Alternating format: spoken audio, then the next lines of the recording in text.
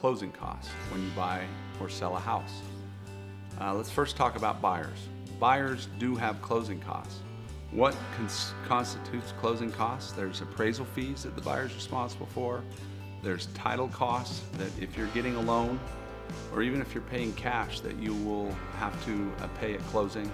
If you're getting a loan, you're going to have to buy title insurance, and that protects the lender, and they make that demand if they're going to lend you money to make sure that the home that you're buying, that they're going to be lending on, is free from liens, encumbrances, and things that could impact the lender's position.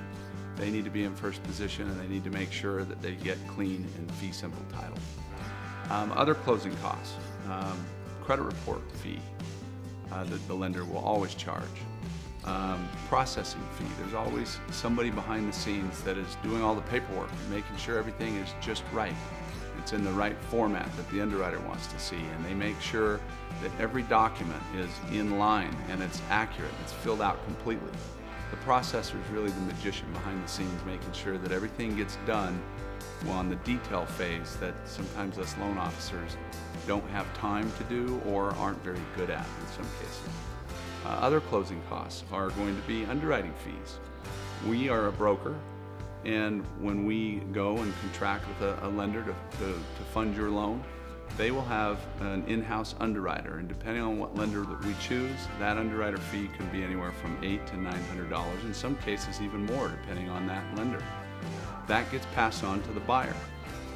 Other costs are closing costs, or closing fees from the title company, and recording fees when you sign all the documents, and the courier fees, and all these different parties working so hard together collectively for you, the buyer, to make sure that this transaction comes together in all of its complexities successfully at closing. Let's talk about seller's closing costs.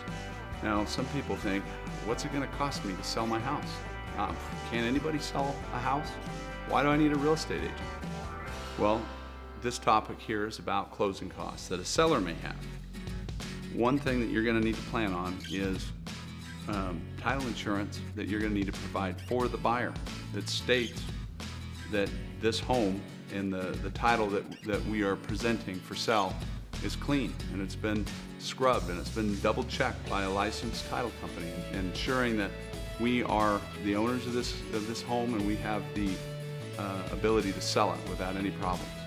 And that's important. Make sure that you get a home that doesn't come with a bunch of problems.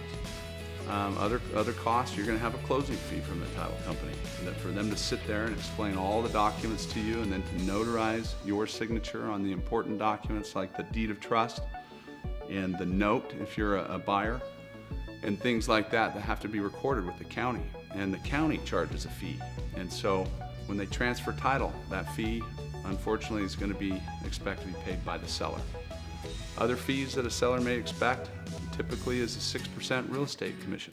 So the seller, when I buy a house and I'm getting it remodeled, ready to sell, I always plan on a rule of thumb about 10%.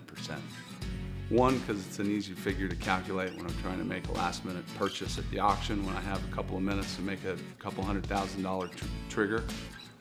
But two, because I know I'm going to have to pay a real estate commission when I go and sell my house. Granted, it may be coming to me, but it's a lot of work, and I keep that separate.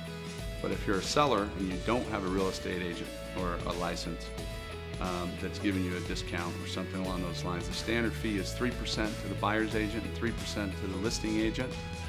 And I say 10% because oftentimes in this market, in the under $300,000-$400,000 range, typically FHA, first-time home buyers, you can almost guarantee you're going to get a buyer who asks for you to concede 3% to pay for their closing costs and prepaid items.